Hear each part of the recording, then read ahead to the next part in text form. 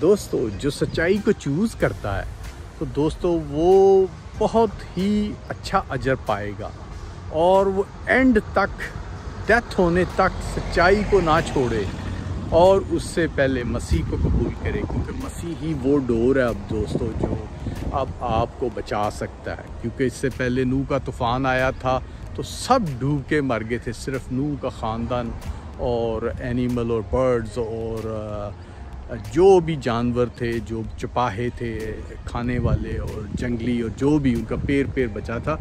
तो दोस्तों अब भी वही टाइम है, अब पानी से नहीं डूबेंगे। अब जो हलाक होंगे, जैसे मेरा एक था रोया देखी थी मैंने, उसके 4 पार्ट हैं, मेरे चैनल पे भी हैं। उसमें दोस्तों आग और गंधक की आग, जो छोटा सा एक तुमका गिरता था पूरी कार को कुछ मिनटों में राख बना देता था, आदमी को कुछ सेकंडों में, मिनट में भी नहीं, राख बना देता था। वो मेरे इस YouTube पे हैं, 4 पार्ट हैं, इसके पीछे मैं उसका ऐड भी लगा दूंगा।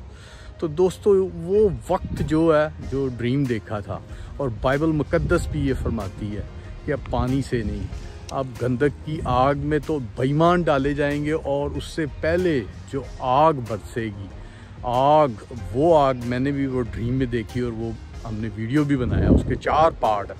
दोस्तों वो आग की इतनी पावर थी, छोटी सी आग गिरती थी पूरी बड़ी चीज़ को, पत्थर को, लोहे को भस्म कर देती थी।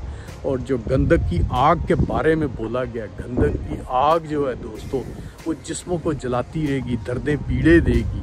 तो दोस्तों इनसे बचना चाहते हैं तो जीसस नासरत, यीशु अल मसीह वो डोर, बाप ने बेटे को भेजा, वो डोर है जिससे हो के आप गुजर के आप पैराडाइज और बच सकते हैं, हमेशा की ज़िंदगी पा सकते हैं। वहाँ ना रोना होगा, ना दांत पीसना, खुशी हरियाली, और ना रात होगी, ना मातम होगा, ना मौत होगी।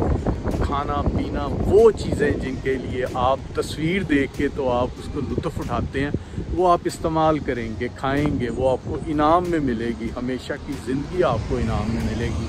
खालिस चीज़ें, ये बेईमानी, ये धोखा नहीं होगा।